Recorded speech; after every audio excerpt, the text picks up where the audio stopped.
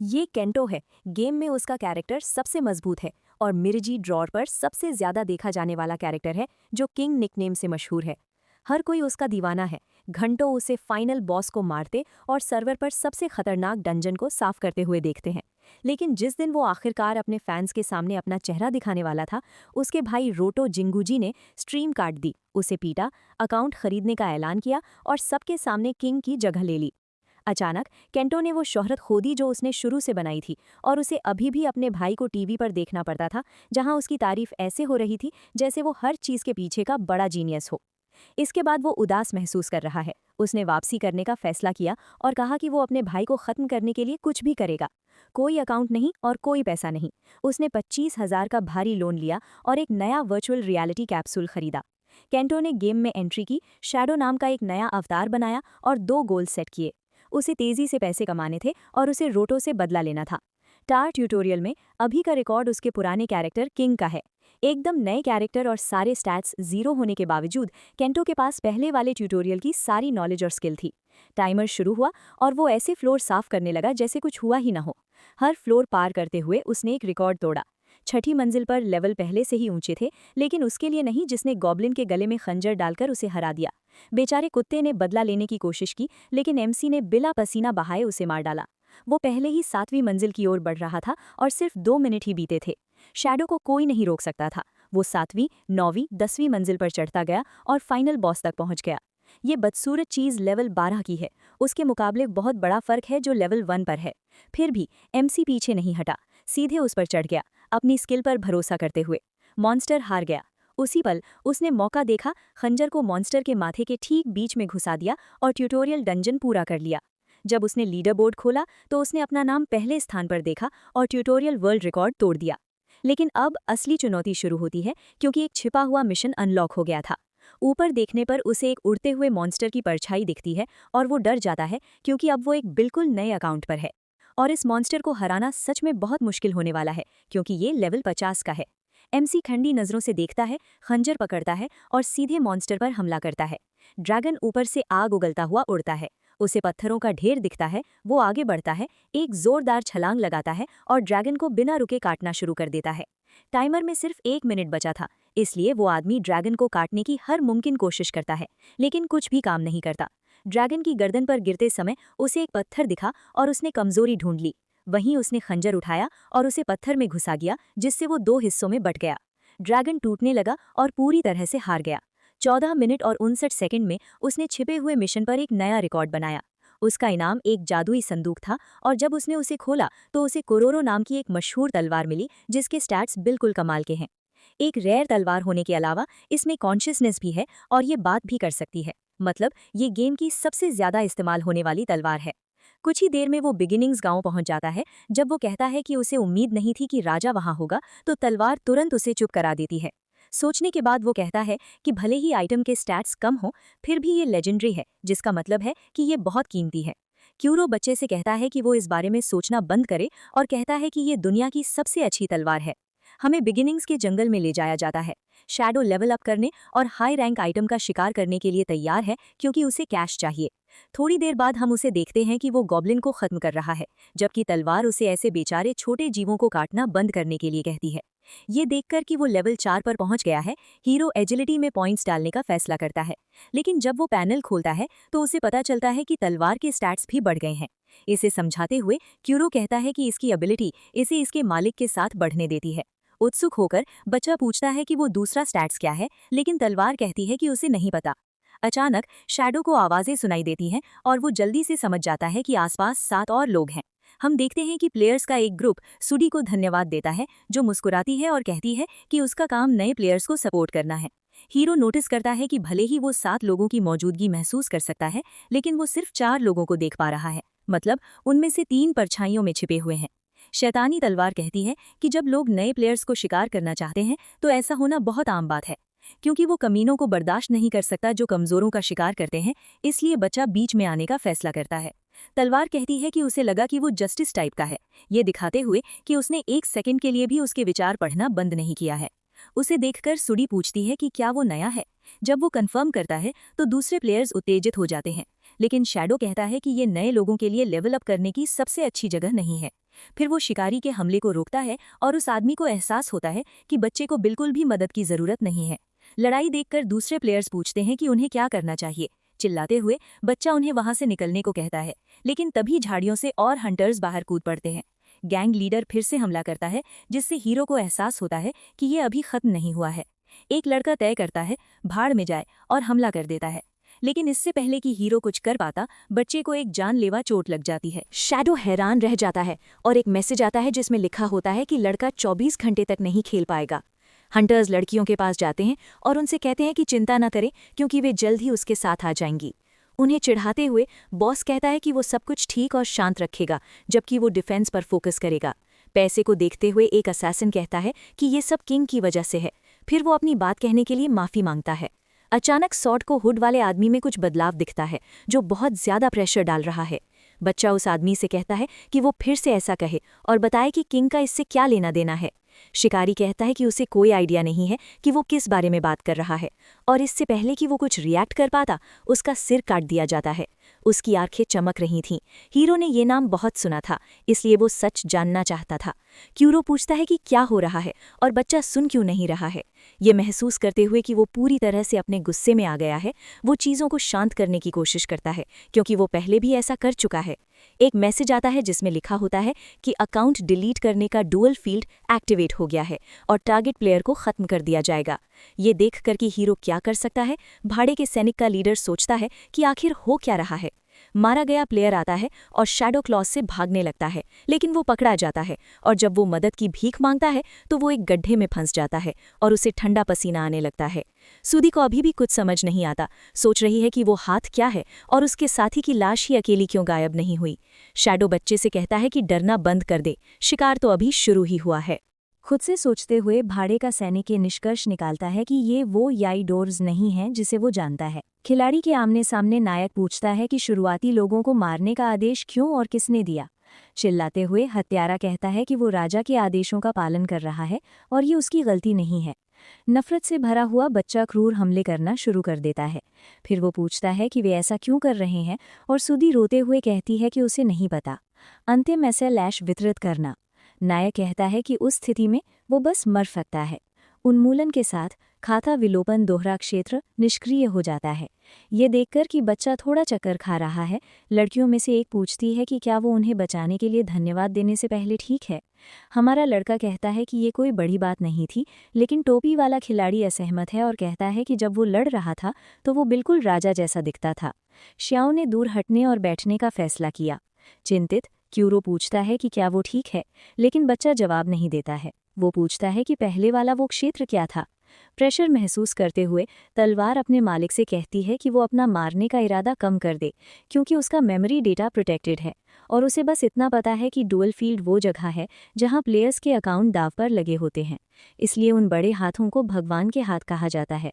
वे players के account की जानकारी निगलने के लिए जिम्मेदार हैं, उन्हें दोबारा जन्म लेने से रोकते हैं, क्योंकि वो डेटा असल में एक आत्मा जैसा होता है। इसके बारे में सोचते हुए हमारा आदमी कहता है कि किसी स्किल में इतनी पावर होना पागलपन है। फिर उसे एहसास होता है कि उसने भी कुछ ऐसा ही किया जो रिटो ने किया था। तलवार कहती है कि बच्चे के इमोशंस की वजह से प्रोटेक्शन सिस्टम में गड़बड़ी हुई और उसके बनाने वाले ने गेम डेवलप करने में मदद की, लेकिन उसे निकाल दिया गया। और रीप्रोग्राम होने से पहले उसे जो आखिरी चीज़ महसूस हुई वो थी बहुत ज़्यादा दर्द। खड़े होकर हीरो कहता है ये अच्छा है, क्योंकि उसने किंग से बदला लेने की कसम खाई थी, और कहता है कि उसे उस कहानी पर यकीन है, इसलिए उसने उठाए गए आइटम्स को चेक करने का फैसला किया।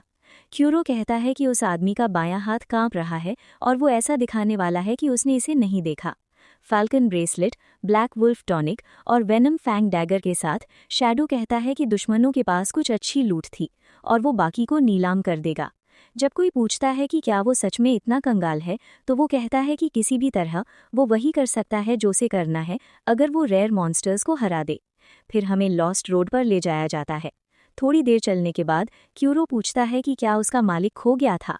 इनकार करते हुए प्रोटैगनिस्ट कहता है कि कैमोफ्लाज लैबिरिंथ से निकलने के बाद वे एनपीसी के बेस पर पहुंचेंगे। वे काफ़ी हद तक इंसानों जैसे दिखते हैं और रेयर मॉन्स्टर्स के बारे में जानकारी इकट्ठा करने में काम आ सकते हैं। तलवार पूछती है कि क्या उसका कोई इंसान दोस्त नहीं है। हमारा आदमी कहता है कि वो हमेशा सोलो खेलता है, फिर धुएं की गंध आने पर जल्दी से बात बदल देता है। अपने भाई के बारे में सोचते हुए वो कहता है कि बेबस महसूस करने के अलावा वो जानता था कि कुछ ज़रूरी चीज़ नष्ट हो रही है और अब उसे ये पता लगाना है कि ये कैसे हुआ। जलते हुए गांव से गुजरते हुए वो पुकार कर पूछता है कि क्या कोई है, जब तक उसे रेन नाम की एक छोटी लड़की मदद के लिए रोती हुई नहीं सुनाई देती। शैडो सबसे बुरा होने से पहले एनपीसी को मलबे से बाहर निकाल लेता है। फिर वो उसकी मदद के लिए एक हीलिंग पोशन लेता है, लेकिन जब वो अपनी आंखें खोलती है तो वो चीखती है और पीछे हट जाती है। हीरो कहता है कि वो मदद करने के लिए है। रोते हुए छोटी लड़की पूछती है कि क्या वो राजा को बुलाएगा। हमें पता चलता है कि गांव में अजनबियों का एक ग्रुप आया और राजा के कमांड में सभी बड़ों को ले गया। जब पूछा गया कि क्या वो ठीक हैं, तो शैडो हाँ कहता है और क्यूरो को चिंता न करने के लिए कहता है। फिर वो कहता है कि उस दुखद घटना के लिए जिम्मेदार लोगों को मारने का समय आ गया है। आगे वे आदमियों के एक ग्रुप को एक गांव वाले को पीटते हुए देखते हैं। वो आदमी अपने हाथों से खुद को बचाने की कोशिश करता है। अचानक हीरो उनमें से एक के पीछे आता है और एक ही वार में दूसरी जान ले लेता है। डीमन स्वॉर्ड कहती है कि वो खंजर इस्तेमाल करने में मुश्किल लगता है, और जब वो पूछता है कि क्या उसे जलन हो रही है तो वो मना कर देती है, कहती है कि उसे बस वो हथियार पसंद नहीं है। लगभग पूरे गैंग को खत्म करने के बाद कुंटो कहता है कि उसे प्रैक्टिस की ज़रूरत है ताकि वो सच में ज़रूरत पड़ने पर इसका इस्तेमाल कर सके। अचानक कोई चिल्लाने लगता है। किराए के सैनिक का लीडर कहता है कि वो आदमी एक एनपीसी के लिए बहुत ज़्यादा चिल्लाता है, जिसे सिर्फ जानकारी देनी है। रोते हुए वो आदमी कहता है कि उसे सिर्फ लीडर चाहिए, जिससे किलर इसे अभी खत्म करने का फैसला करता है। लेकिन इससे पहले कि वो ऐसा कर पाए, उसके एक साथी का सिर पूरी तरह से कट जाता है। कैप्टन को मारने के बाद हीरो कहता है कि वो बहुत धीमा है, और जैसे ही वो आगे बढ़ता है वो पूछता है कि क्या ज़मीन पर पड़ा आदमी ठीक है। वो आदमी मदद के लिए उसे धन्यवाद देता है, और जब वो रेन के बारे में सुनता है तो वो कहता है कि वो चाहता है कि शैडोज़ के लोगों को आगे बढ़ने में मदद करे, क्योंकि उनका लीडर भी पकड़ा गया था। हमारा आदमी मान जाता है। फिर हमें वहां ले जाया जाता है जहां बंधकों को रखा गया है। परेशान होकर क्यूरो अपने मालिक से शांत रहने के लिए कहता है ताकि वो उस फील्ड एबिलिटी को फिर से ट्रिगर ना करे। जैसे ही वो हमला करने के लिए दौड़ता है, वो कहता है कि उसे पता है। विलन को रिएक्ट करने का मौका भी नहीं मिलता। सिर्फ 4 लोग बचे हैं जो घबराए हुए हैं, और उनमें से एक पूछता है कि वो आदमी कौन है और वहां क्या हुआ था। अचानक एक और भाड़े का सिपाही आता है जो रेन के पापा को बंधक बनाए हुए है और उसे हिलने डुलने से मना करता है। गांव वाले अपने लीडर को ऐसे देखकर घबरा जाते हैं। घिरा हुआ हीरो अपनी तलवार की आवाज़ सुन सकता है जो उससे शांत रहने की गुजारिश कर रहा है, लेकिन फिर भी वो कहता है कि वो उन सबको मार डालेगा। डाकुओं में से एक कहता है कि ये उनकी लाइन है, और अगर वो आदमी तलवार गिरा देता है तो वो जा सकता है। उस आदमी को चुप रहने के लिए कहकर हमारा लड़का अकाउंट एक्सक्लूजन फील्ड को एक्टिवेट कर देता है, जिससे सभी भाड़े के सिपाही घबरा जाते हैं। चेहरा ढके हुए आदमी पहले हमले को रोकने में कामयाब हो जाता है और पूछता है कि उसका साथी बंधक को खत्म करने के लिए किसका इंतजार कर रहा है। पूरी तरह कांपते हुए उसे एहसास होता है कि हीरो के खंजर के जहर की वजह से वो हिल नहीं सकता। उदास नजरों से हीरो कहता है कि शिकार का समय आ गया है। अपने दोस्त को धूल चाटते देखकर जमा हुआ भाड़े का सिपाही बच्चे से गुजारिश करता है कि अगर वो गांव के लीडर को जिंदा रखना चाहता है तो और पास ना आए। अपनी रफ्तार दिखाते हुए शिया कहता है कि दूरी उसके लिए कुछ भी नहीं है, फिर एक जानलेवा वार करता है। काम पूरा होने के बाद उसे गॉड के हाथ भी काम करते दिखते हैं। तो कुछ देर बाद हम देखते हैं कि हीरो ये देख रहा है कि डेलनियो ठीक है या नहीं। वो आदमी कंफर्म करता है, फिर पूछता है कि उसे उसका नाम कैसे पता है, और जब उसे कोई जवाब नहीं मिलता तो वो कहता है कि उन्हें बाहर जाना चाहिए। जब दोनों आते हैं तो एक औरत दौड़कर आती है और अपने पति को गले लगा लेती है। जब रेन हमारे लड़के को गले लगाता है और हत्यारे की अंगूठी देता है तो लीडर कहता है कि ये सबका शुक्रिया अदा करने के लिए है। अचानक युबा आता है और पूछता है कि ये कैसा बेकार थैंक यू है। बच्चे को देखकर बूढ़ा आदमी सबकी तरफ से उसे थैंक यू कहता है और कहता है कि अगर वे कुछ और कर सकते हैं तो बस एक शब्द कह दें। प्रोटैग उसे थैंक यू कहता है, जिससे बूढ़े आदमी को याद आता है कि वो राजा था। सीधे मुद्दे पर आते हुए बुजुर्ग पूछता है कि जवान लड़का जानकारी ढूंढ रहा है, फिर उसे किसी जगह की लोकेशन वाला पेपर देता है। शैडो का जबड़ा खुला रह जाता है जब बुजुर्ग उसे ट्रिप के लिए तैयार होने को कहता है। वे हाथ मिलाते हैं और प्रोटैग कहता है कि वो बाहर जा रहा है, लेकिन मेहमान नवाजी के लिए उन्हें थैंक यू कहता है।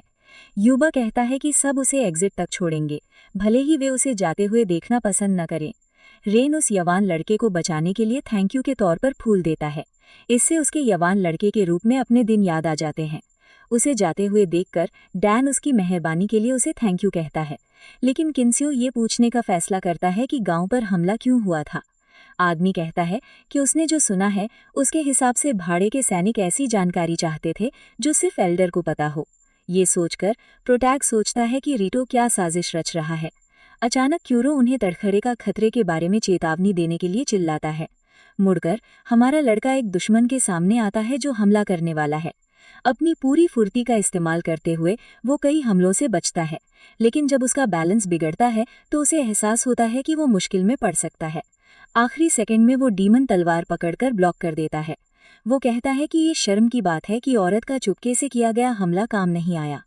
पीछे हटकर पीली आंखों वाली लड़की पूछती है कि वो कौन है और वहां क्या हुआ था, जबकि प्रोटा सोचता है कि क्या वो किंग के साथियों में से है जो फिर से हमला करने की तैयारी कर रहे हैं।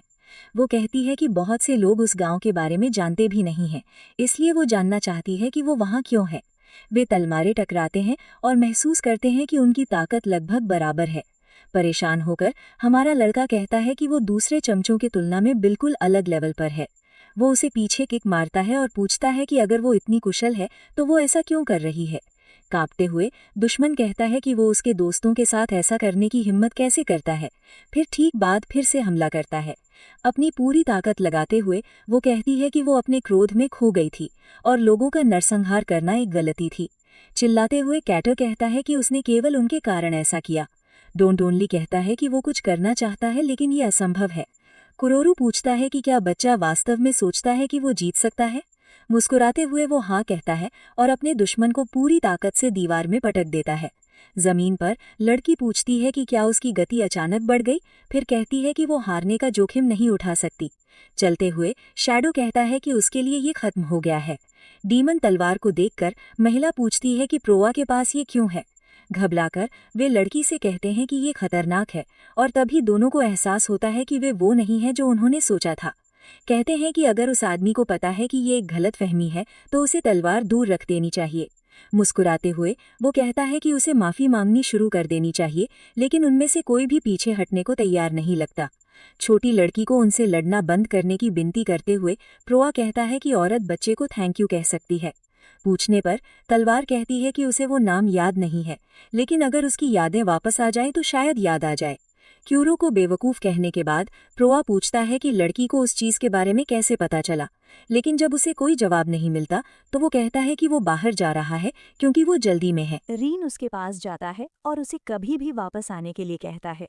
मेन आदमी कहता है कि वो जल्द ही वापस आएगा, फिर मुड़कर चला जाता है। अपने मन में एरी सोचती है कि वो कभी माफ़ी नहीं मांगेगी क्योंकि उस बच्चे ने बहुत सारे प्लेयर्स को अपने में संभाल लिया है। फिर भी वो जानना चाहती है कि क्या वो सच में उसका साथी बनने के लिए काफ़ी अच्छा है। थोड़ी देर चलने के बाद शिया एक रेगिस्तान में पहुंचता है और उसे मिला मैप देखना शुरू करता है। इसमें दिखाया गया है कि महंगे आइटम गिराने वाले मॉन्स्टर कहाँ हैं। अपने कर्जों को याद करते हुए वो कहता है कि बहुत कुछ दांव पर लगा है, जिसमें उसकी रोजी रोटी और उसकी जिंदगी भी शामिल है। कोरू पूछता है कि क्या आसमान में वो चीज़ कोई कीड़ा है, लेकिन मेन आदमी कहता है कि वो एक कैमरा है। ये एक स्ट्रीमर के तौर पर उसके डेब्यू को फिल्माने वाला है। रेत से एक बहुत बड़ा मॉन्स्टर निकलता है जिसके दांत सोने के बने लगते हैं। सब तैयार है। केंटो कहता है कि अब जूल टर्टल के बारे में और बात करने का समय है। जब उसे पता चलता है कि मकसद मॉन्स्टर को मारने के बजाय सामान इकट्ठा करना है, तो तलवार कहती है कि ये सच में मज़ेदार लगता है। लोग स्ट्रीम में शामिल होने लगते हैं, जिससे वो मुस्कुराता है, क्योंकि सच कहूँ तो सब कुछ होने के बाद भी उसे वो गेम बहुत पसंद है। कछुए के अलावा ज़मीन से एक रेगिस्तानी कीड़ा निकलता है। लॉक होकर हमारा लड़का अपना पहला हिट मारता है। इससे लेद का एक झोंका आता है और कीड़ा तुरंत खत्म हो जाता है। 6 दर्शकों में से एक पूछता है कि क्या हो रहा है, और जब बाकी लोग कमेंट करते हैं कि वो हमला कितना पागलपन भरा था, शैडो पूछता है कि क्या कोरू मॉन्स्टर को एब्जॉर्ब कर सकता है, लेकिन वो कहता है कि एक्सक्लूजन फील्ड सिर्फ पीवीपी के लिए है। डोनेशन के लिए उनका धन्यवाद करते हुए वो दर्शकों से कहता है कि वो अब पूरी तरह से तैयार है। असल दुनिया में एक बच्चा कहता है कि वो दूसरी स्ट्रीम शुरू होने का इंतजार कर रहा था, लेकिन वो इसी के लिए रुकेगा। आगे रेगिस्तानी पक्षी हैं और हमारा लड़का उनसे ऐसे बचता है जैसे वो भविष्य देख सकता हो।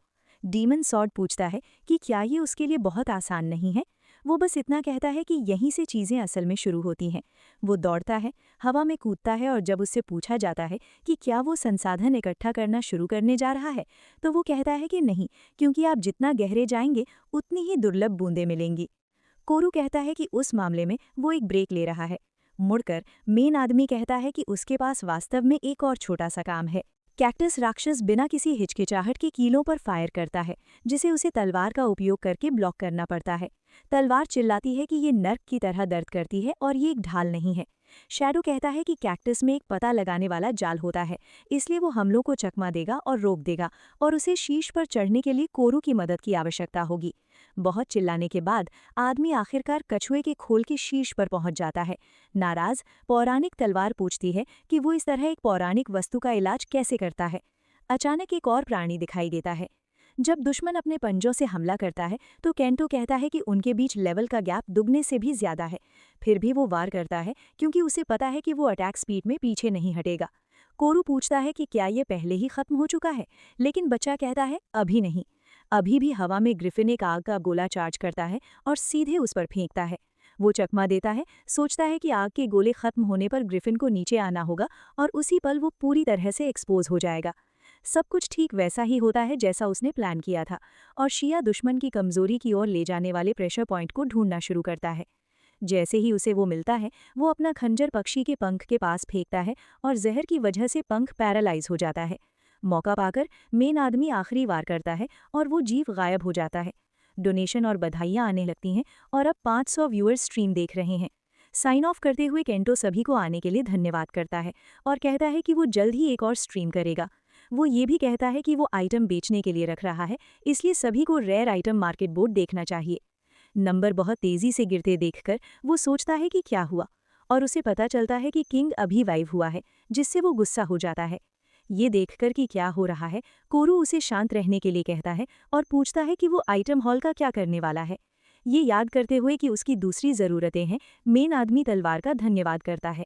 तलवार उसे जल्दी करने और ये पूछने से पहले कि किंग कौन है, और जब भी वो उसका नाम सुनता है तो बच्चा इतना टेंशन में क्यों हो जाता है, असल दुनिया में वापस आकर शैडो लोन शार्क को सारा पैसा दे देता है। वो आदमी पूछता है कि क्या ये साफ पैसे हैं। कंफर्म करते हुए हमारा लड़का पूछता है कि क्या वो अब जा सकता है। लड़का कहता है कि हाँ, क्योंकि सब कुछ उसके कमरे में अकेले ही चुका दिया गया है। वो खिड़की के पास जाता है और सोचता है कि क्या उस बच्चे के चेहरे पर पहली बार वहां जाने पर यही भाव था। घर वापस आकर main character YG diverse community strategy room तेज को फेवरेट करता है। हमें पता चलता है कि उसने जो आइटम इकट्ठे किए थे वो उम्मीद से ज्यादा में बिके, जिससे कर्ज चुकाना मुमकिन हो गया। हमारा लड़का किंग की स्ट्रीम में जाने का फैसला करता है और देखता है कि बहुत सारे दर्शक उसे देखना बहुत पसंद करते हैं। रात आती है और एक और मिशन शुरू होता है। वो कहता है कि उसे उन लोगों की परवाह नहीं जो उससे नफरत करते हैं और स्ट्रीम छोड़ देते हैं, क्योंकि उसका ध्यान अपने फैंस को सबसे बेस्ट एंटरटेनमेंट देने पर है जो वो मांग सकते हैं। हैरान होकर मेन कैरेक्टर किंग को रुकने के लिए कहता है, हालांकि वो जानता है कि ये बेकार है। हमें उसके हेडफोन से चीखें सुनाई देती हैं और वो कहता है कि अगर ये चलता रहा तो वाईजी डिवर्स खत्म हो जाएगा। केंटो तुरंत गेम में वापस आ जाता है और कोरू पूछता है कि वो कहाँ भाग रहा है। हमें पता चलता है कि वो नोंगलैंड जा रहा है, क्योंकि खत्म होने के बाद एक पूरे गांव में घुसकर हजारों लोगों को मारने के बाद किंग ने अनाउंस किया कि ये उसका अगला स्टॉप होगा। इस बारे में सोचते हुए मेन कैरेक्टर सोचता है कि क्या व्यापारियों पर हमला उसकी वजह से हुआ, और तय करता है कि उसे कभी स्ट्रीम नहीं करना चाहिए था। जैसे ही वो शहर पहुंचता है, उसे पहले से ही उन लोगों की चीखें सुनाई देती हैं जिन पर बिना किसी रहम के हमला किया जा रहा है। जब वो देखता है कि तबाही कितनी बुरी है तो उसकी आंखें चौड़ी हो जाती हैं। एक भाड़े का सैनिक पूछता है कि वो कौन है, लेकिन जब वो जवाब नहीं देता तो वो आदमी कहता है कि वो उसे भी मार देगा ताकि वो किंग के साथ मिल सके। ये सुनकर हमारा लड़का फिर से गुस्से से भर जाता है और एक ही वार से वो गुंडे का एक हाथ छोटा कर देता है। फिर तुरंत गॉड के हैंड्स को बुलाता है। डुअल फील्ड एक्टिवेट होने पर शैडो दुश्मनों पर चार्ज करता है। कोरू कहता है कि असैसिन की लिंक सच में अच्छी है, क्योंकि इससे चुपके से किए गए हमलों में डैमेज में 20% की बढ़ोतरी होती है। आइस नाम की एक नई स्किल अनलॉक होती है और मेन कैरेक्टर सोचता है कि क्या उसने जो स्टैट यूज किया है वो उसके दुश्मन की एबिलिटी को एब्जॉर्ब करता है। एक आदमी का गला पकड़कर वो जानना चाहता है कि किंग कहाँ है। आखिर उसे पता है कि किंग अभी स्ट्रीम कर रहा है। जब उसे कोई जवाब नहीं मिलता तो हमारा लड़का दूसरे डाकू को खत्म कर देता है। अचानक कुल्हाड़ी वाला प्लेयर उसका ध्यान खींचता है। केन्नू पूछता है कि वो कौन है। मुस्कुराते हुए वो आदमी पूछता है कि अगर केन्नू सच में कहता है कि सारी हत्याओं के पीछे वही है तो वो क्या करेगा। सीधे मुद्दे पर आते हुए मेन कैरेक्टर कहता है कि वो उसे मार डालेगा। जैसे ही वो हमला करता है, दुश्मन कहता है कि ये डरावना है, लेकिन फिर भी अगर केन्नू सच में सोचता है कि वो उसे हरा सकता है तो उसे अपनी पूरी ताकत लगा देनी चाहिए। वार को रोकते हुए केन्नू को एहसास होता है कि वो आदमी उसकी उम्मीद से ज्यादा ताकतवर है। दुश्मन केन्नू को पीछे हटते हुए देखता है। दुश्मन कहता है कि इससे उसका समय बचेगा। चूंकि केन्नू इतना बेकार है इसलिए वो लड़ने के लायक भी नहीं है। जब पूछा जाता है कि क्या वो ठीक है तो हमारा लड़का क्यूरो से कहता है कि चिंता मत करो। कुल्हाड़ी वाला आदमी फिर से हमला करता है क्योंकि वो बता सकता है कि अभी ये खत्म नहीं हुआ। चकमा देते हुए मेन कैरेक्टर को लगता है कि उसे अपने फायदे के लिए स्पीड का उपयोग करना होगा। भागे का सैनिक खतरे को भांप लेता है और जवाबी हमला करता है। हैरान होकर शैडो पूछता है कि क्या उसने इंस्टेंट एक्सेलरेशन का उपयोग किया। कंफर्म करते हुए वो आदमी कहता है कि फिर भी शैडो उसे हरा नहीं पाएगा। डीमन सॉर्ड फिर पूछता है कि क्या उसका मालिक ठीक है। फिर कहता है कि दुश्मन की सेना उनके ठीक पीछे है। एक सांस छोड़ते हुए हमारा लड़का कहता है कि उसने तो अभी शुरुआत की है। दुश्मन कहता है कि क्या वो उस तरह का है जो मरने से डरकर पागल हो जाता है, जो समझ में आता है क्योंकि बारिश ने सब गड़बड़ कर दिया है, आसमान भी उसके साथ नहीं है। असहमत होकर मेन कैरेक्टर कहता है कि असल में वो हैं और फिर अपनी नई सीखी हुई आइस स्किल का उपयोग करता है। असैसिन के पैर आइस लॉक से जमीन से चिपक जाते हैं। नीचा दिखाई जाने पर कुल्हाड़ी वाला आदमी कहता है कि वो खेल खेल में थक गया है। बच्चे के पीछे आकर शैडो उसे आराम करने और थोड़ी देर और मजे करने के लिए कहता है। फिर वो दूसरे दुश्मनों से निपटने का फैसला करता है। गैंग लीडर हैरान होता है कि ये कैसे मुमकिन है और लाशें गायब क्यों नहीं हो रही हैं।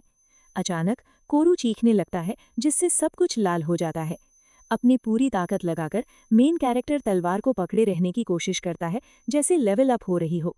कुल्हाड़ी वाला आदमी आता है और कहता है कि वो बच्चे को वो नहीं करने देगा जो वो चाहता है, लेकिन सीधा वार लगने से पहले ही वो पीछे हट जाता है। हमारा लड़का कहता है कि उसकी वजह से वो और भी मजबूत हो गया है। फिर तलवार निकालता है और गॉड के हैंड्स छोड़ देता है। हथियार कहता है अब सब खत्म हो गया, लेकिन केंटू दुखी दिखता है क्योंकि वो किसी को बचा नहीं सका।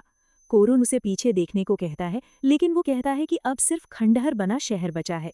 अचानक कोई आता है और उन्हें बचाने के लिए धन्यवाद करता है, ये बताते हुए कि वो पूरे समय छिपे हुए थे। बहुत जल्दी और लोग भी आ जाते हैं। हीरो को राहत मिली कि वो समय पर पहुंच गया, लेकिन तभी अचानक कोई और आता है और कहता है ये तो जबरदस्त था। वो आवाज सुनकर हमारे लड़के की आंखें चौड़ी हो जाती हैं।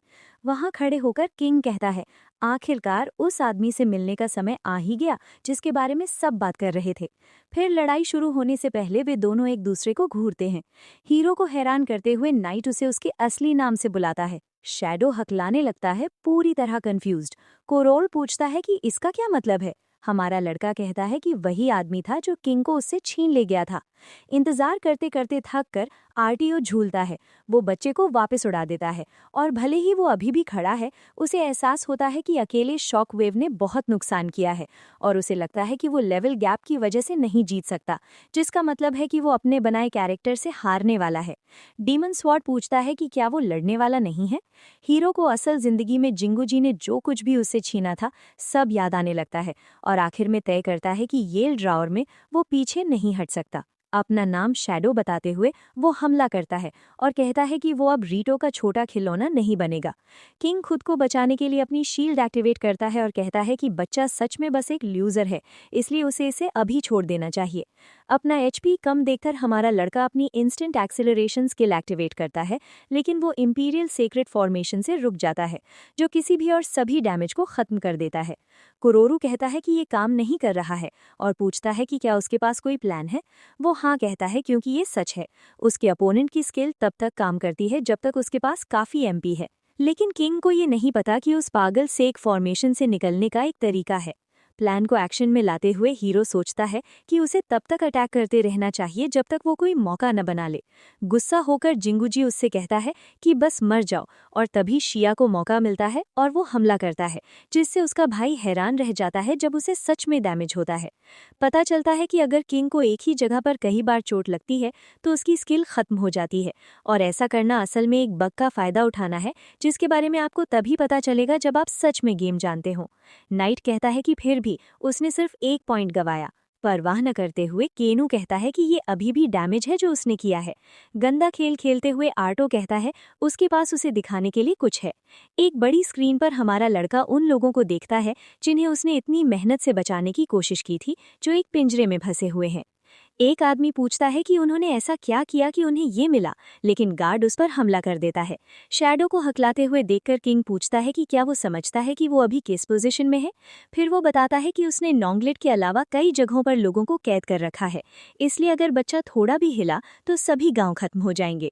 अपनी तलवार उठाते हुए नाइट कहता है कि सबसे ताकतवर हमेशा जीतता है, जिसका मतलब है कि उसके सामने खड़े होना बेकार है, चाहे वो गेम में हो या असल जिंदगी में। अपना छोटा सा शो जारी रखते हुए वो अपनी इंपीरियल स्वॉर्ड डांस स्किल को एक्टिवेट करता है। आग की लपटें हीरो की तरफ बढ़ती हैं, जबकि क्यूरो उसे बचने के लिए कहता है, लेकिन ऐसा लगता है कि बहुत देर हो चुकी है और उल्टी गिनती शुरू हो गई है।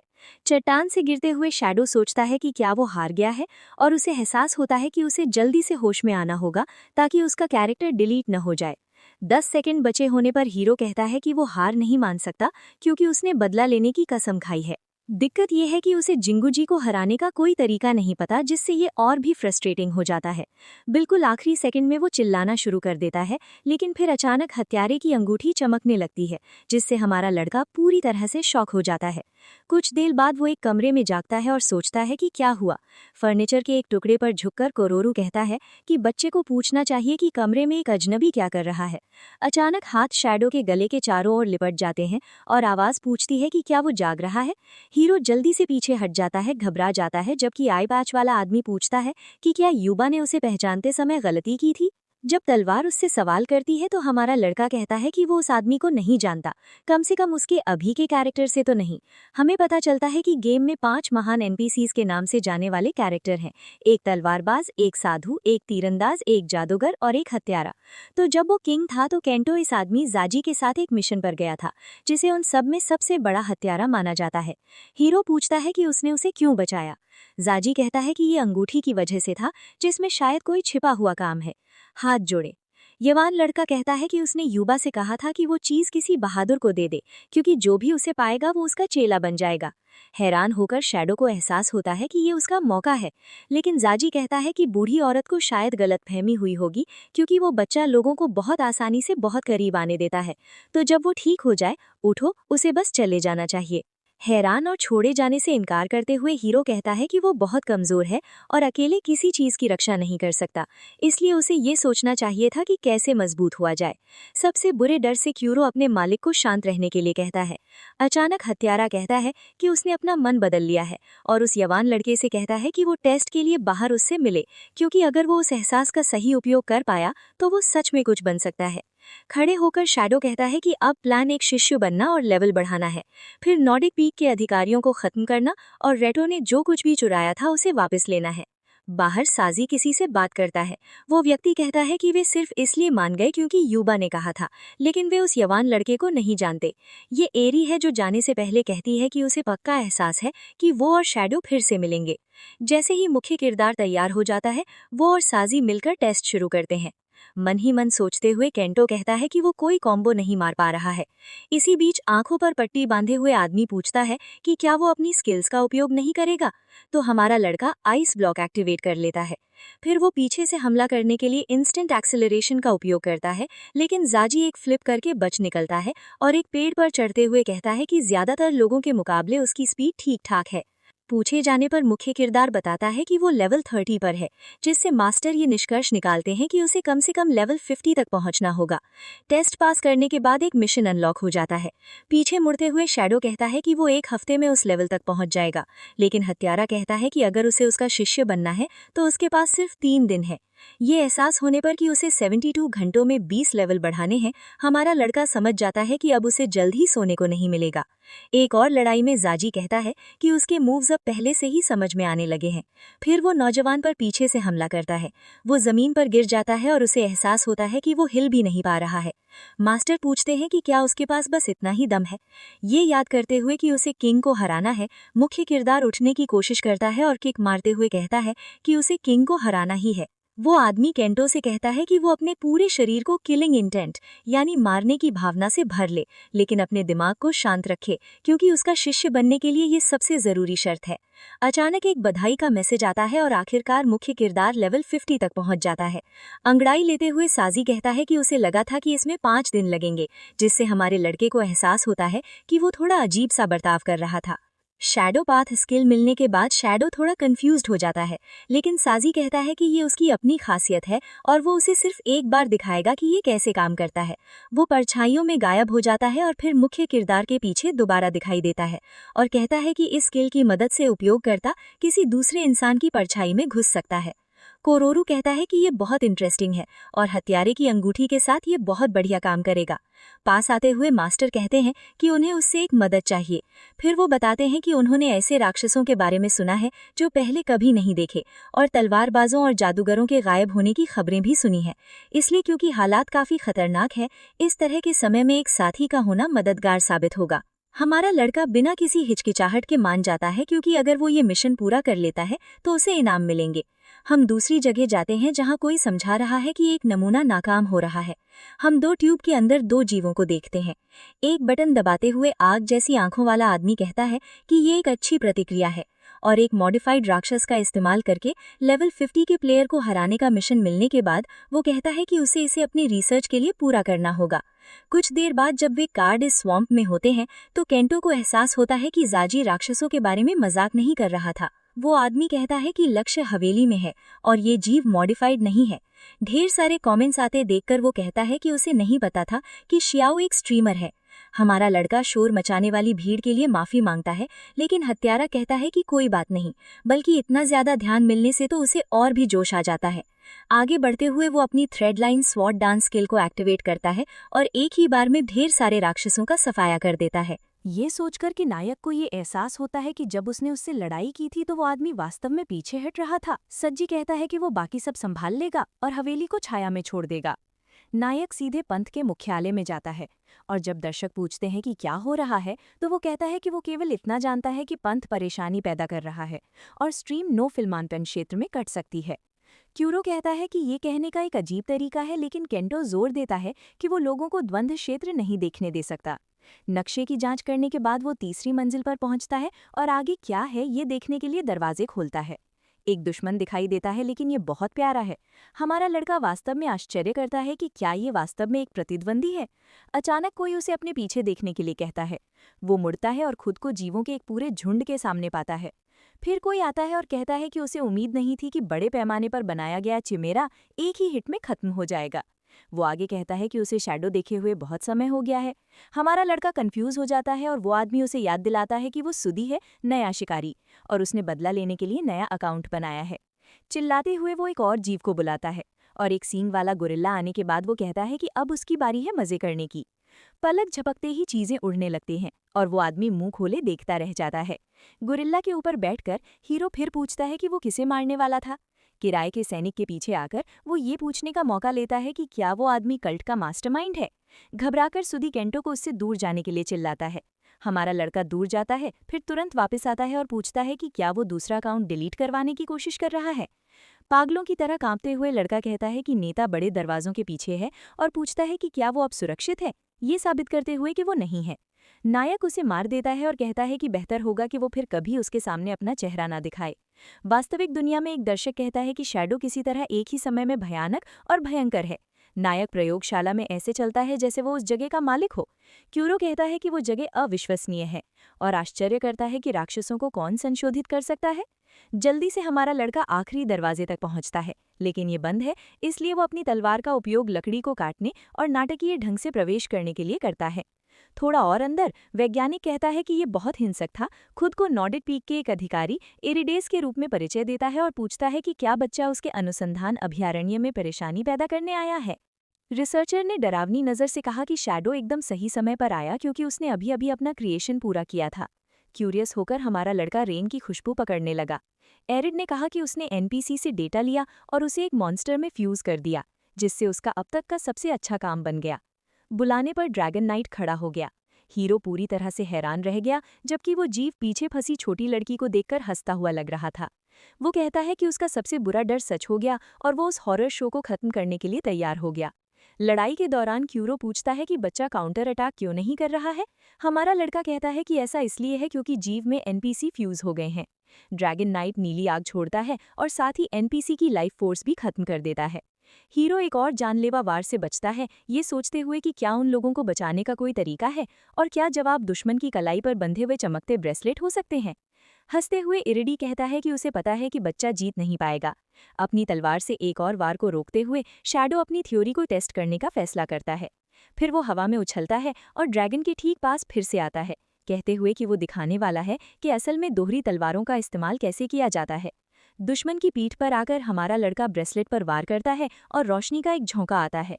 हैरान होकर रिसर्चर पूछता है कि ये कैसे मुमकिन है, और अपने क्रिएशन को इस बात पर फोकस करने का ऑर्डर देता है कि उसे किसे मारना है। बात मानकर ड्रैगन उस बच्चे पर आग बरसाता है जो बस तबाही को देखता रहता है। ठीक उसके बाद वो अपनी शैडो पाथ एबिलिटी का इस्तेमाल करता है और नाइट के नीचे आता है। ब्रेसर को काटने के लिए वो फिर से वार करता है और वो क्रिएशन चीखने लगता है। इससे पहले कि वो पूरी तरह से हार कर जमीन पर गिर जाए, परेशान होकर शैडो सोचता है कि एनपीसीज को क्या हुआ और देखता है कि डेटा रिंग रोशनी में बदल रही हैं। वे वहीं तैरते रहते हैं, चमकते रहते हैं और हीरो प्रार्थना करता है कि वो ठीक हों। अचानक रोशनी तेज हो जाती है और हॉस्टेजेस जमीन पर गिर पड़ते हैं। रेन अपनी आंखें खोलती है और केंटो को अपनी ओर दौड़ते हुए देखती है। वो जब उसे गले लगाता है तो खुश होती है और वो कहता है कि उसे खुशी है कि वो ठीक है। हैरान होकर साइंटिस्ट पूछता है कि एनपीसी डेटा कैसे ठीक हुआ, और उसे एहसास होता है कि उसका मिशन फेल हो गया। जमीन पर वो शिकायत करता है कि वो एक यूनिक क्लास हासिल नहीं कर सका और कहता है कि वो इसके लिए ज़ियाओबे को कभी माफ़ नहीं करेगा। एक बटन दबाने पर ट्यूब्स के अंदर फंसे मॉन्स्टर आज़ाद हो जाते हैं और वे अपने बनाने वालों का बदला लेने के लिए तैयार हो जाते हैं। मुख्य हीरो मासूम लोगों के आगे आ जाता है और फिर जोर से चिल्लाकर सबको वहां से तुरंत निकल जाने को कहता है। साइंटिस्ट कहता है कि उसे एनपीसी को बचाते हुए हीरो को लड़ते देखना मज़ेदार लगेगा। एक शैतानी चूहा हमारे हीरो पर कूद पड़ता है और उसकी तलवार को काट लेता है। मन ही मन सोचते हुए कहता है कि ये जीव उतने ताकतवर नहीं है, लेकिन जब आपको लोगों को बचाना हो तो कहानी बिल्कुल अलग हो जाती है। रेन को एक मॉन्स्टर पकड़ लेता है और वो जोर से चीखने लगती है, जिससे हीरो को तुरंत एक्शन लेना पड़ता है। थोड़ी ही देर में वे जीव अच्छे लोगों को घेर लेते हैं, जबकि इरिडेज उन्हें आदेश देता है कि अब बस इसे खत्म कर दो। अचानक कोई वहां आता है और पूछता है कि क्या शैडो को किसी मदद की जरूरत है। ये जिंग है, और बिना ज्यादा मेहनत किए वे दुश्मनों का सफाया कर देता है। रिसर्चर घबराकर पूछता है कि 5 महान एनपीसी में से एक यहाँ क्या कर रहा है। हमारा हीरो अपने मास्टर से कहता है कि वो रेन और बाकियों को बाहर निकाल ले, और कहता है कि साइंटिस्ट से निपटने के बाद वो भी आ जाएगा। वो भाड़े का सैनिक कहता है ठीक है, और कहता है कि वो उससे बाद में मिलेगा। अपनी डुअल फील्ड स्किल को एक्टिवेट करते हुए केंटो इरिडेस से पूछता है कि क्या वो अपने किए हर काम पर पछताने के लिए तैयार है। जमीन पर पड़ा वो आदमी अपनी जान बख्श देने की भीख मांगता है, लेकिन हीरो कहता है कि अब सजा देने का समय आ गया है। तभी कोई और वहां आता है और कहता है कि ये एक समस्या होगी, क्योंकि वो साइंटिस्ट को मारे जाने नहीं देगा। मुस्कुराते हुए केंटो बिना किसी हिचकिचाहट के सीधे हमला कर देता है, जिससे शैडो को अपनी तलवार को अपने शरीर के आगे लाने के लिए अपनी पूरी फुर्ती का इस्तेमाल करना पड़ता है। हमला रोके जाने के बाद सफ़ेद बालों वाला वो आदमी कहता है कि इसमें मज़ा आने वाला है। हमारा हीरो उसकी तारीफ के लिए उसे धन्यवाद देता है।